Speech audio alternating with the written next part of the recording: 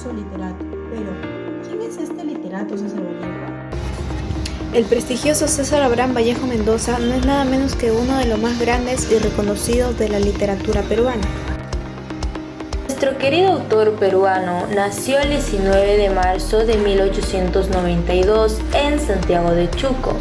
Sus padres fueron Francisco de Paula Vallejo Benítez y doña María de los Santos Mendoza Guerrionero, quienes tuvieron 12 hijos, siendo el menor de ellos César Vallejo.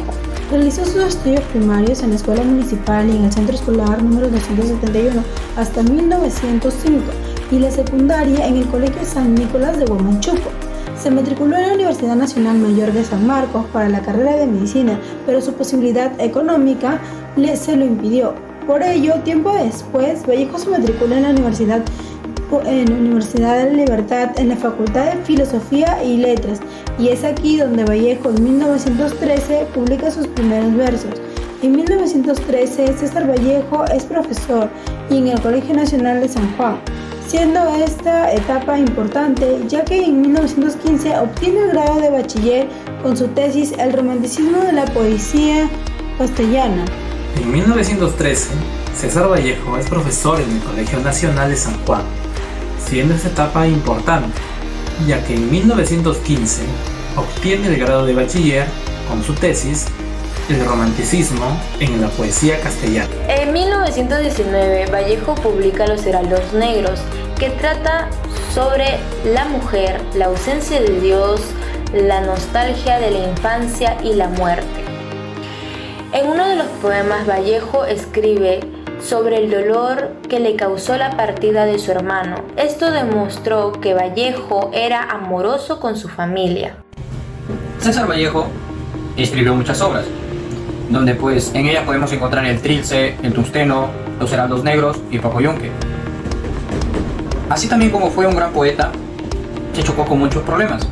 Entre ellos tenemos que el 6 de noviembre de 1920 fue llevado a la cárcel de Trujillo, ya que este fue acusado por formar parte de un incendio de una casa. Su última esposa fue George Philippa. Nuestro escritor César Vallejo fallece en 1938 y en 1939 se publica Poemas Humanos. A través de la novela Tungsteno, Vallejo habla sobre la explotación, el abuso de la mujer y otras desigualdades sociales que son producidas en un pueblo de los Andes por unos ingenieros de Estados Unidos con el apoyo del alcalde.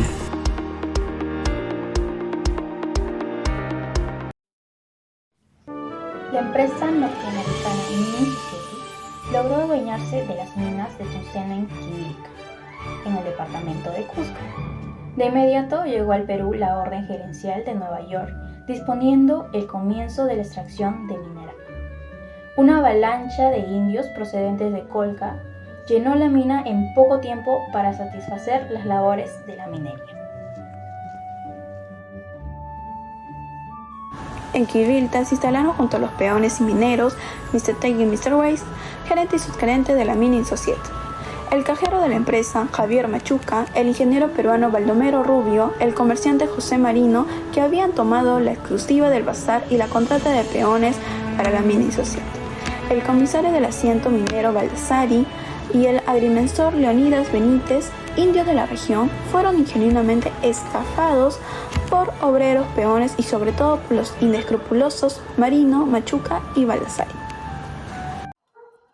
Las horas cambiaban sus inversiones y sus animales por cosas banales como garrafas, franelas en colores, botellas pintorescas, paquetes policromos, fósforos, caramelos, vasos transparentes, etc. Estos personajes se sentían atraídos por estos objetos como ciertos insectos a la luz. El primero en operar sobre las tierras de las horas para enriquecerse fue José Marino, quien formó una sociedad secreta con el ingeniero Rubio y el agrimensor Benítez. Este contubernio tuvo que vérselas en apretada competencia con Machuca, Baldassari y otros que también despojaban de sus bienes a las horas. José Marino aludaba a todo lo que de una manera u otra pueda ser útil. Un día, donde Marino debería ir de Quivilca a Colca, se reunieron en su bazar Leónidas Benítez, Mr. Time, Mr. Wins, el comisario Balsari y Javier Machuca. Ese día, las botellas de champán fueron desfilando abundantemente dentro de la casa. Salud, Marino. Marino desaprovechaba esa oportunidad, ya que tenía que saludar a las personas que le habían visitado. Al pasar las horas, cuando ya todos estaban ebrios, Marino propuso jugar al juego a la rosa. ¿Quién era una de sus queridas? Una muchacha de 18 años que había traído desde Colca. Tenía unos ojos grandes y negros. Y pues, este no lo había traído sola, sino que también lo había traído junto a su hermana Teresa y a su hermana Albina. El ganador del premio fue el comisario Baldassari. Marino de inmediato envió al sobrino Chuco en busca de la muchacha, quien llegó a los pocos minutos. El exceso de licor provocó tal degeneración que la rosada, que se llamaba Gabriela, fue poseída por todos los presentes. La muchacha se había negado a las exigencias de José Marino, quien le había dado una pócima que la embriagó hasta privarla. La muchacha no vio el amanecer y murió por el efecto de la droga que le administró José Marino. Mr. Tank exigió absoluta discreción. La llevaron a la casa y dijeron a sus hermanas que le había dado un ataque y que ya se le pasaría. Al otro día la enterraron. Los hermanos de la difunta fueron donde Mr. Time a pedirle justicia porque consideraban que a su hermana la habían matado. El gringo las votó y todo quedó archivado en el pasado. En Colca, José Marino tenía otro bazar en sociedad con su hermano Mateo. La firma se llamaba Marino Hermanos. Los hermanos Marinos eran originales de Mollendo y hace ya unos 12 años que se habían establecido en la sierra, pero poco a poco habían ido escalando posiciones para llegar al lugar en que estaban, pero siempre con la adulación y la falta de escrúpulos como armas. Había en casa de Mateo una india rosada y fresca, bajada de la punta a los 8 años y vendía por su padre un mísero apacero al eura de Colca. Se llamaba Laura y cuando José venía de Quivilca, Laura solía acostarse también con él a escondidas de Mateo. Laura en el fondo odiaba a su patrón y amante, cuarentón, colorado, medio lagañoso, redojo, grosero, sucio y tan avaro como su hermano José. La raíz de este encono radicaba en el hecho del desprecio encarnizado e insultante que Mateo ostentaba por Laura cuando había gente en casa de Marinos Hermanos, a fin de que nadie creyese lo que todo el mundo creía, que era su querida. Esto le dolía profundamente a Laura. José la retenía con la astucia y el engaño, prometiéndole que le haría su mujer ante todos, cuando el tonto de su hermano la dejara, como lo hizo con la madre de su hijo Cucho. Esa noche fue Mateo el primero en deslizarse hasta la cocina, donde dormía Laura, para ponérsela brutalmente. A los pocos minutos fue José, quien, aprovechando que Mateo dormía, visitó a la joven india en la cocina. Laura le confesó que estaba preñada de él. Este se negó a tal compromiso. José había contado a su hermano que Mr. Tai le había pedido 100 peones más para la mina de tungsteno que explotaba la Mining Society. Como no era fácil convencer a los indios para tan dura tarea, en la cual ya habían casi desaparecido los horas, fueron a buscar al subprefecto Luna para que les facilitara 2 gendarmes. Este les manifestó que carecía de personal y que el escaso que estaba a su cargo los tenía ocupados cazando conscriptos.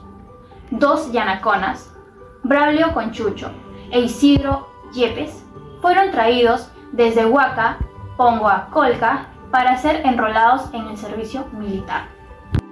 Sin sombrero, bajo un sol abrasador, los encallecidos pies en el suelo, los brazos atados hacia atrás, amarrados por la cintura con un lazo de cuero, el pescuezo de las mulas.